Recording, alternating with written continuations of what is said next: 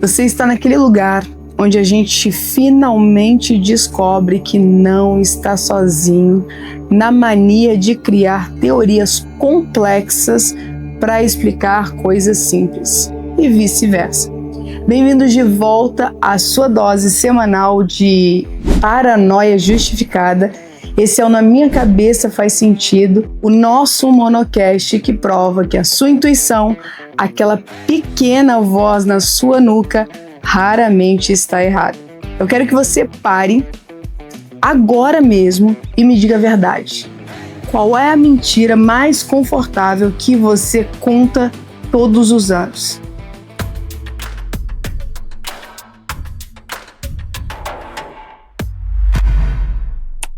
Eu sei que você está aí se cobrando por cada prazo que não cumpriu, por cada promessa que fez e com certeza, ou pelo menos está pensando em abandonar. Eu sei que você está se sentindo culpada por não ter começado vários planos que você tinha, que prometeu naquele dia e não cumpriu. Mas olha só, vem comigo de novo. Respira. Você não é totalmente culpada. A culpa não é totalmente sua. O que a gente vai desmascarar hoje é a folha em branco. Aquela sensação, sabe, quase que espiritual, de que quando o ano vira, você também tem que virar com ele. E vira também uma versão completamente diferente daquela que passou os últimos meses pedindo só mais 5 minutinhos. A gente se apega mesmo a esse truque porque ele nos dá a permissão, aquela permissão gloriosa de adiar aquele esforço real de hoje. Será melhor do que esse eu de agora. É essa lógica torta que faz com que a gente paralise a própria vida todos os dias, esperando por um milagre que definitivamente nunca chega. O problema é que a crença da folha em branco destrói com certeza todos os momentos do teu presente. Você não começa agora porque o agora não parece digno. Agora parece apenas um rascunho. E a mente, a nossa mente, a minha mente e a sua mente, ela odeia rascunhos.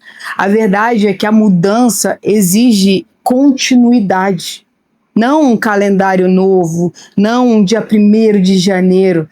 E a gente troca esse progresso todo pela fantasia. Então a gente acaba trocando diariamente a ação por um planejamento eterno, aquele que não tem fim.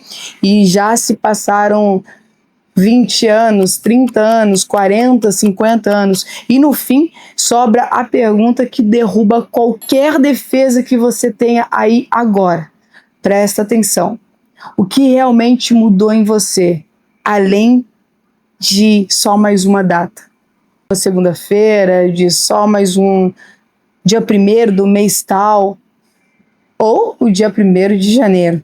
Que é sobre isso que a gente vai falar hoje. Então hoje a gente vai explorar isso sem pressa, sem culpa, sem cronômetros, só a verdade, a ironia e aquela pitada de desconforto, sabe? Que faz tudo finalmente começar a fazer sentido.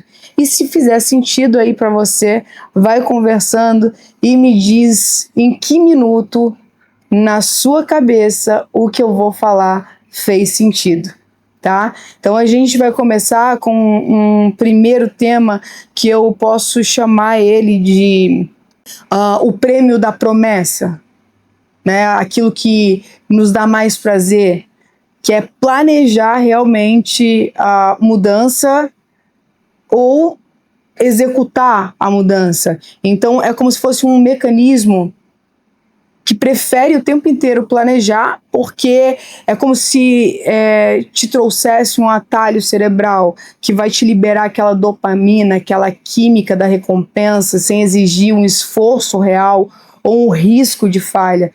A gente se vicia nessa sensação de futuro, ignorando a satisfação que a gente tem no momento presente, né?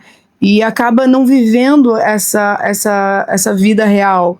Eu posso citar um exemplo muito particular aqui para vocês, que sempre que eu tenho uma ideia nova de algum projeto novo, de um determinado assunto, eu começo a planejar muito aquele projeto.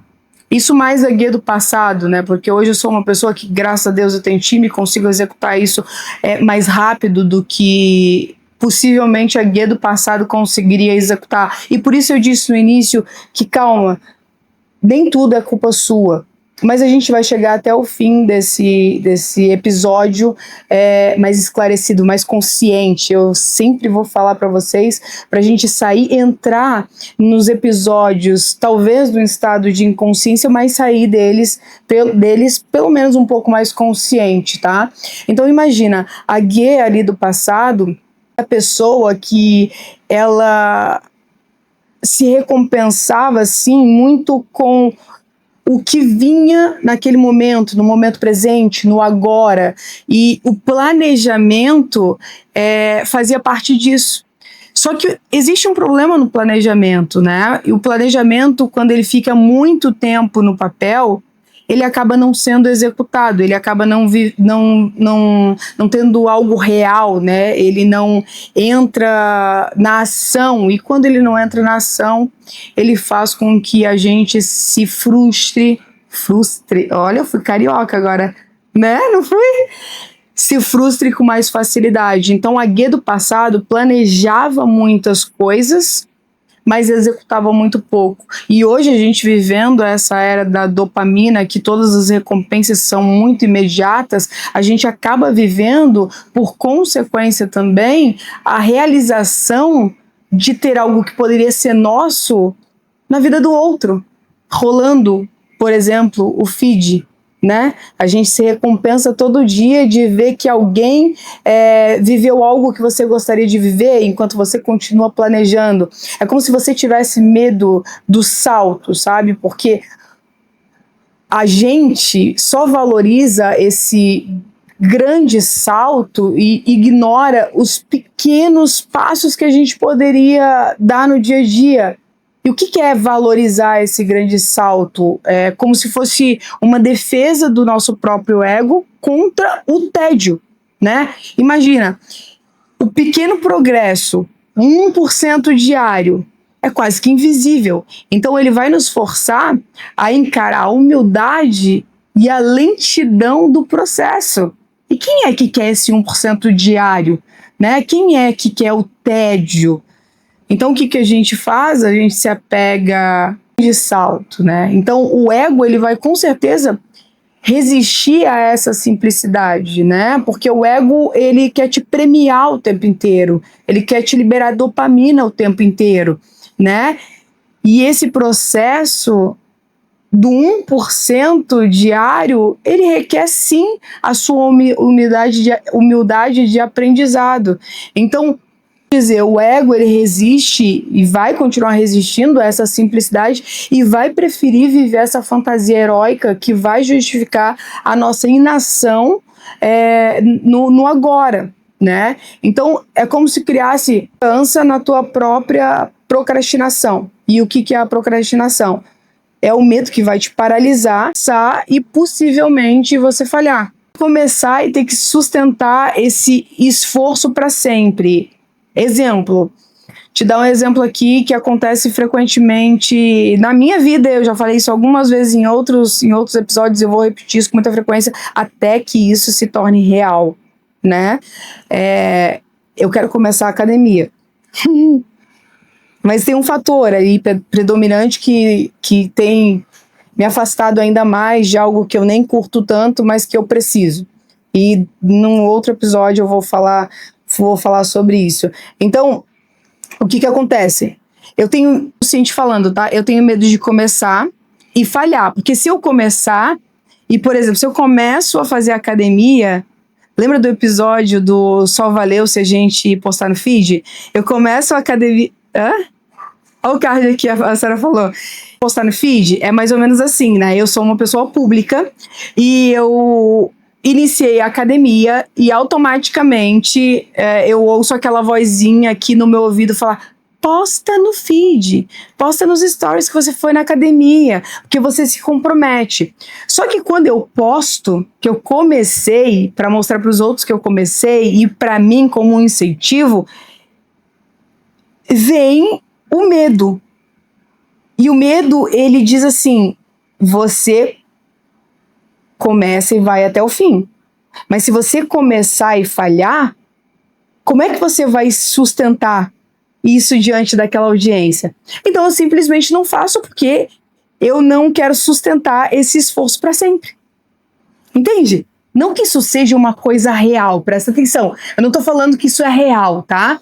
Eu tô falando que é o que acontece comigo. E por isso que muitas coisas que eu faço na minha vida, eu penso assim: opa, eu não vou postar no feed ou nos stories, porque eu tenho que me comprometer. E quando eu me comprometo, eu não me comprometo só comigo, eu me comprometo também com uma audiência.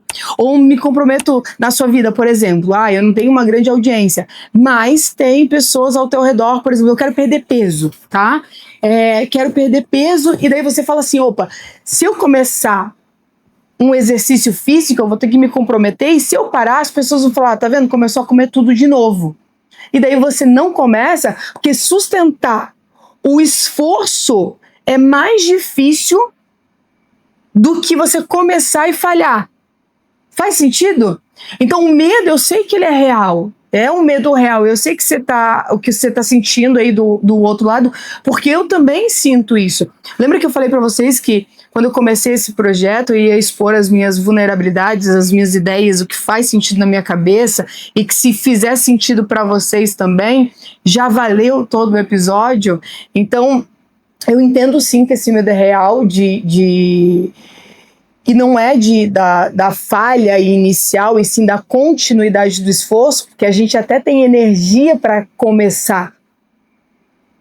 Mas a energia de continuar é o que nos faz não começar, porque o medo de falhar é muito grande, porque existe sim um grande esforço para dar continuidade para isso. E aí é onde a procrastinação, ela ironicamente entra, né? Ela vem como se fosse uma defesa contra essa ansiedade que você tem do futuro, ou seja, de eu ficar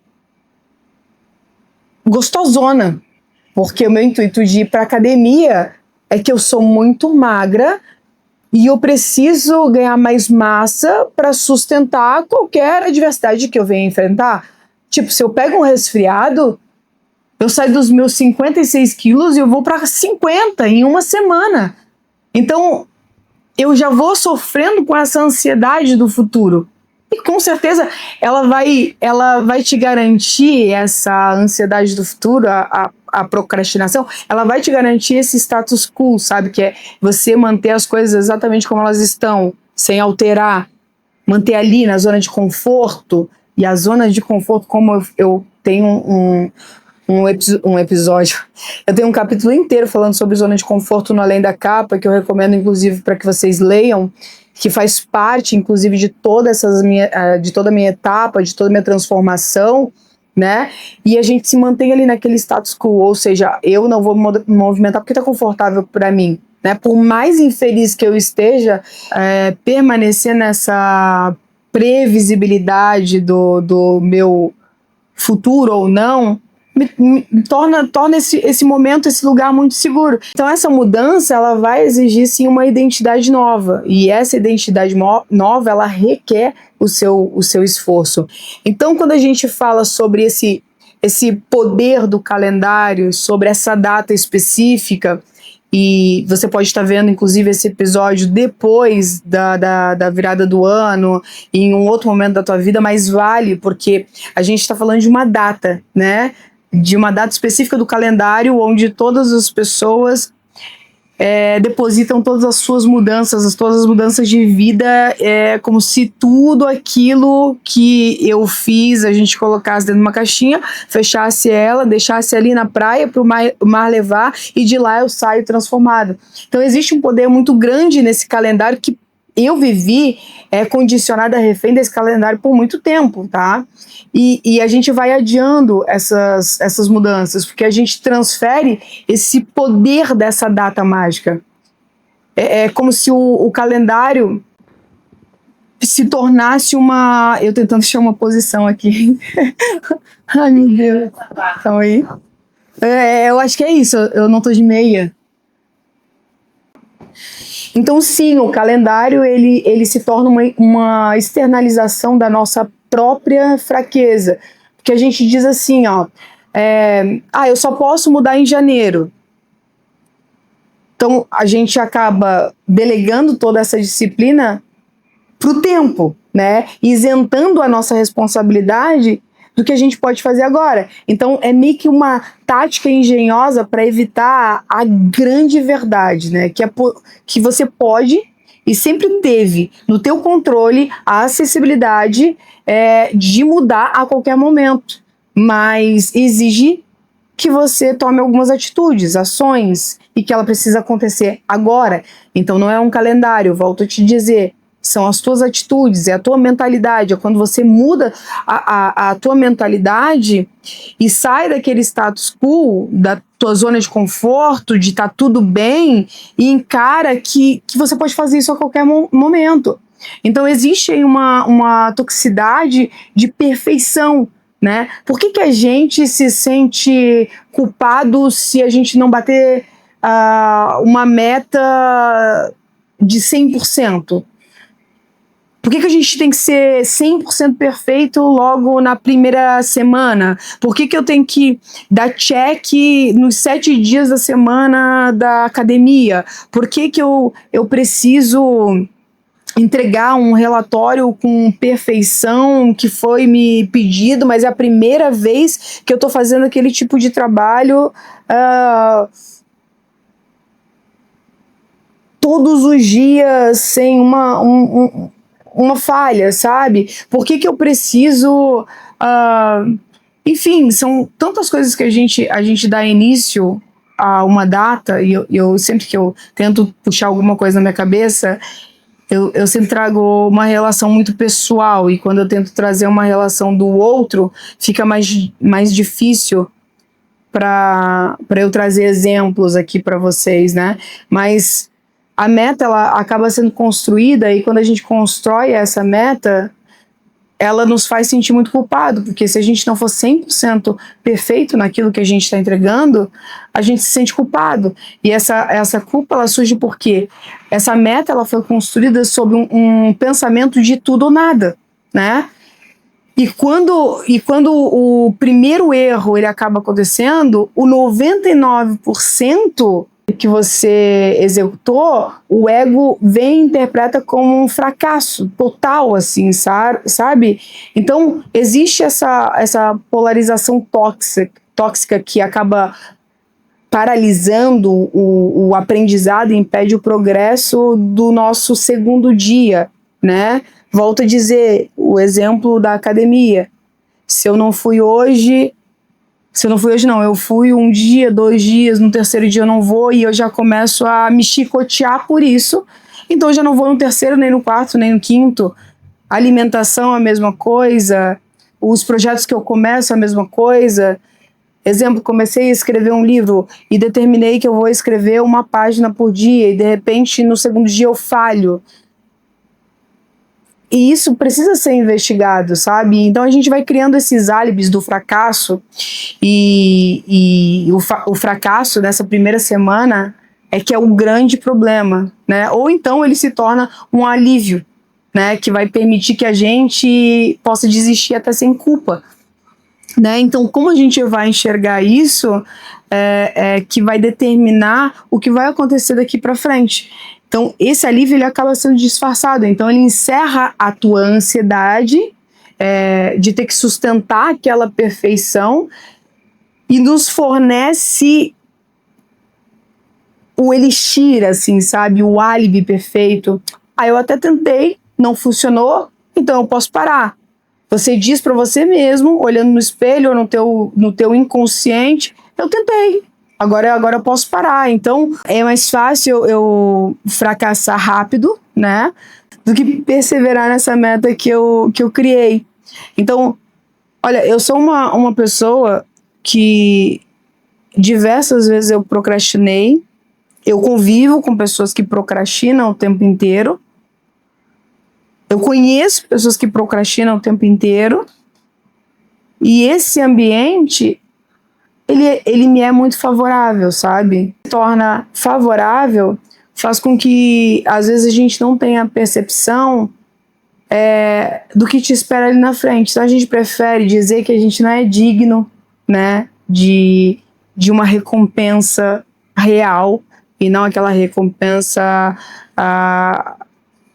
dentro daquela pílula diária de dopamina, né? Então a gente pensa que assim, eu não sou digno, porque o nosso eu de agora, esse eu atual, essa carcaça que te veste, essa mentalidade que te domina, é sempre um rascunho, e rascunho não merece investimento. Você tá cheio de ideias, e essas ideias, elas podem não dar em nada, e se elas podem não dar em nada, eu prefiro não investir.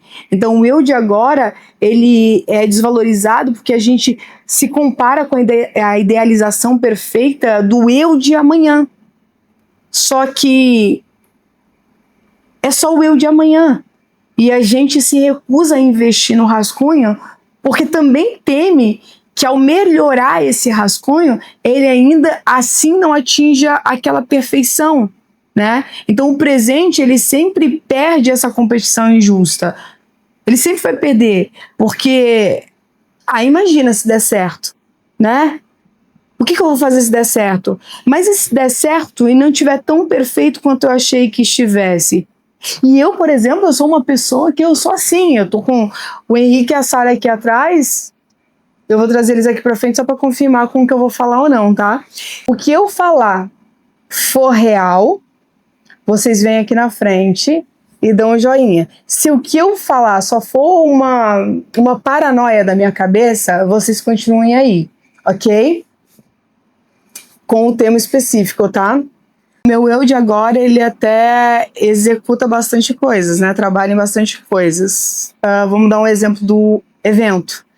O evento foi perfeito, eu entreguei tudo, todo mundo estava muito feliz, e o meu eu presente, com medo do eu futuro, responde no momento presente: mas podia ter sido bem melhor.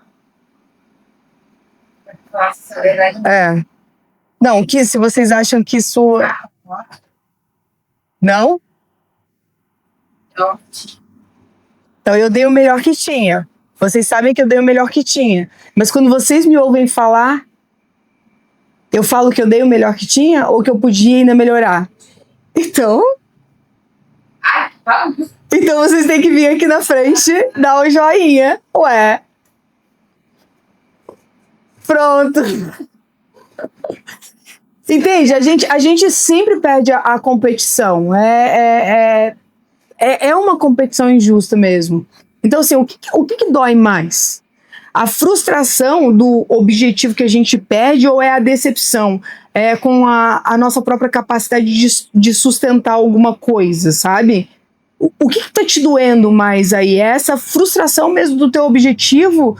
Ou principalmente de um objetivo que você nem concluiu, você perdeu no caminho? Ou essa decepção que você tem com a própria capacidade de sustentar alguma coisa? Porque a capacidade está aí, mas o problema não é a capacidade, não é você começar, porque você começar, você começa, mas sustentar isso é que é a parte mais difícil, né? Então o custo maior da decepção com a nossa própria... O custo maior da decepção é muitas vezes da nossa própria capacidade.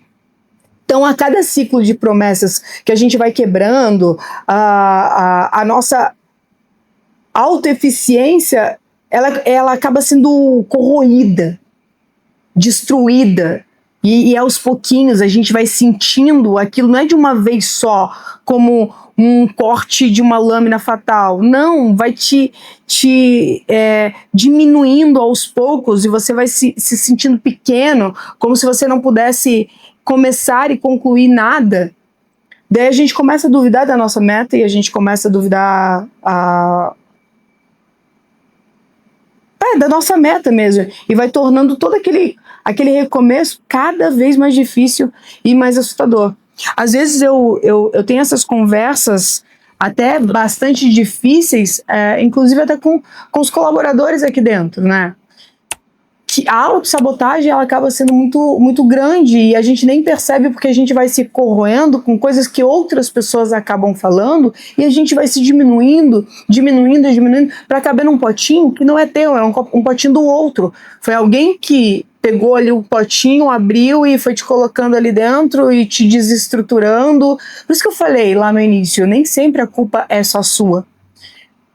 Mas quando a gente toma consciência disso, aí a gente pode quebrar essa cronologia. A minha pergunta é: o que aconteceria se a gente tratasse qualquer dia como o 1º de janeiro?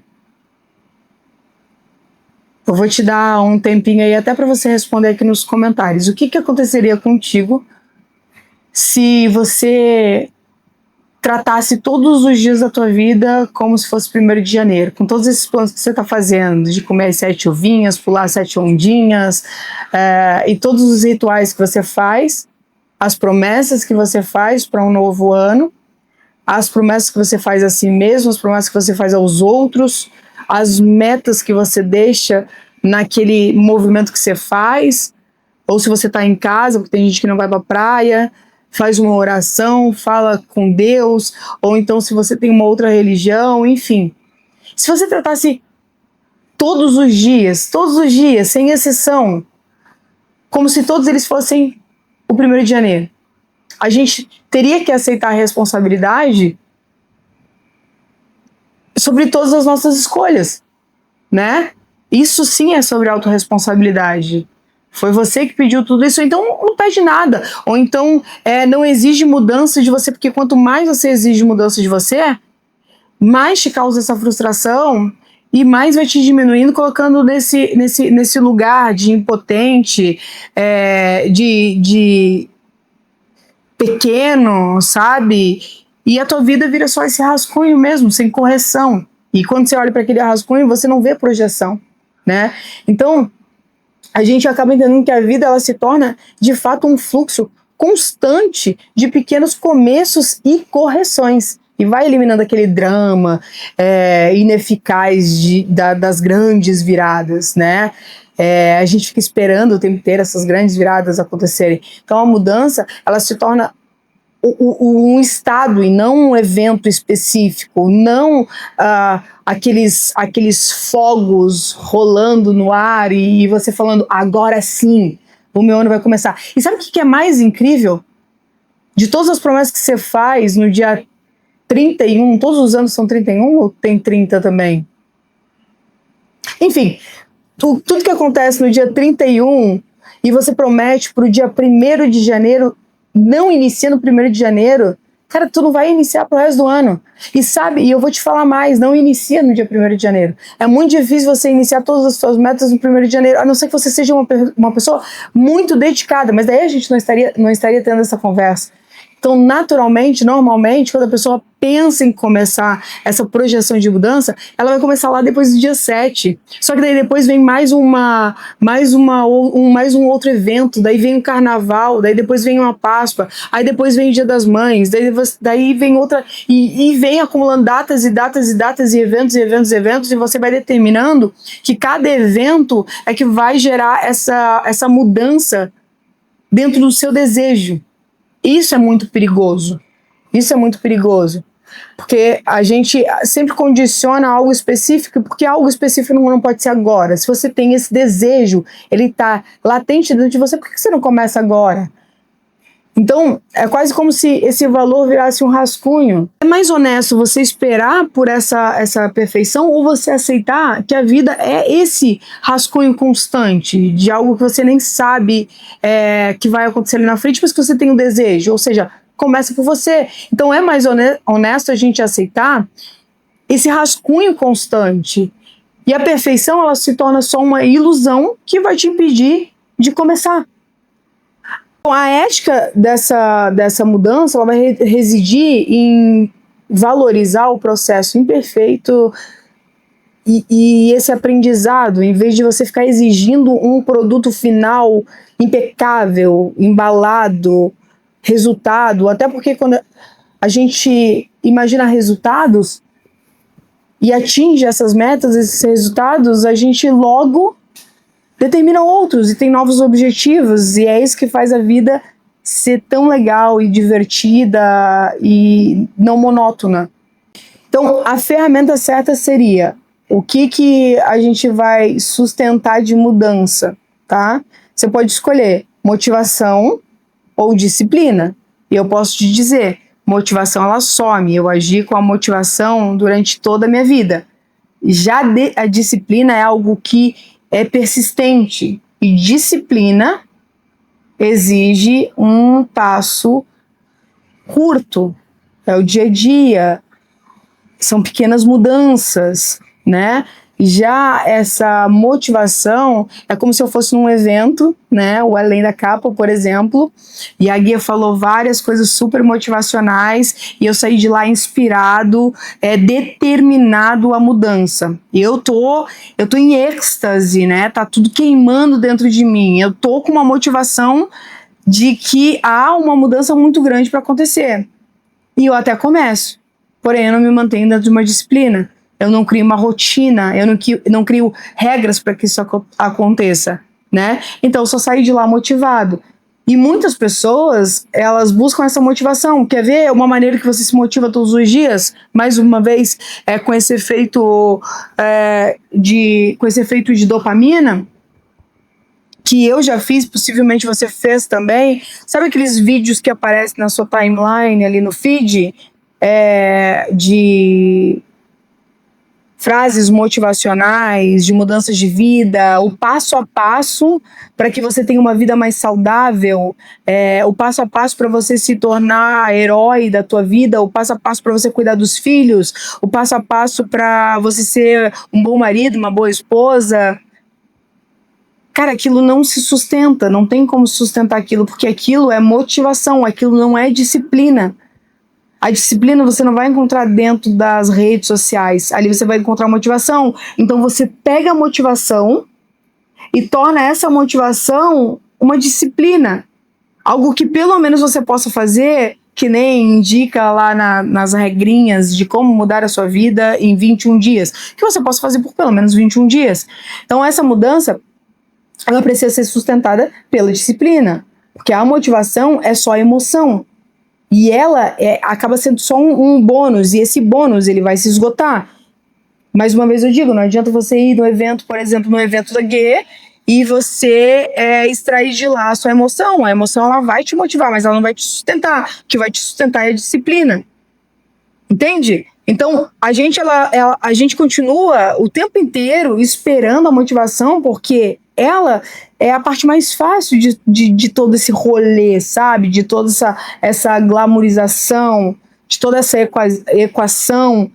Mas a disciplina é sem dúvida, o único motor que vai fazer com que você tenha esse trabalho contínuo, tá? A minha pergunta para vocês é: o que tem impedido você de começar essa mudança que você já sabe que precisa há muito tempo? E normalmente o que vem impedindo é esse medo do confronto com o nosso próprio potencial.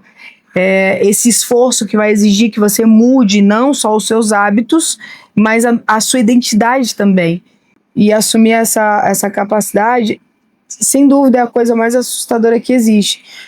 Mas o que eu posso te falar é que vale a pena e que no final existe uma recompensa muito maior do que você acha que tem. E a gente tirar de uma vez por todas da nossa cabeça que esse evento, né, esse determinado momento em que praticamente 8 bilhões de pessoas no mundo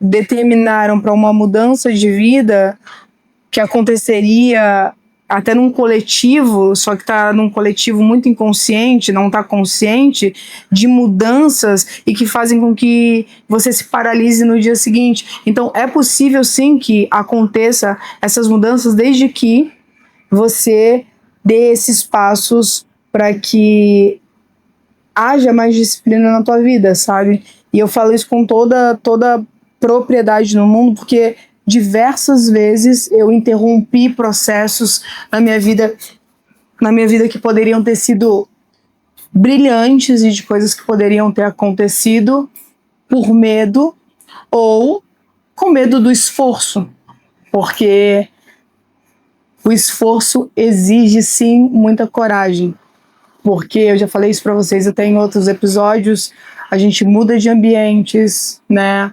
A gente muda de relacionamentos, enfim, todas essas mudanças vão te gerar custos muito altos, mas lá no final tudo isso com certeza vai fazer sentido. E se você curtiu mais um episódio do Na Minha Cabeça Fez Sentido, espero que na sua também, deixe aqui nesses comentários as suas metas, crie esse comprometimento e volte daqui a um ano e veja se você cumpriu pelo menos metade de tudo aquilo que você escreveu. A gente se vê no próximo episódio.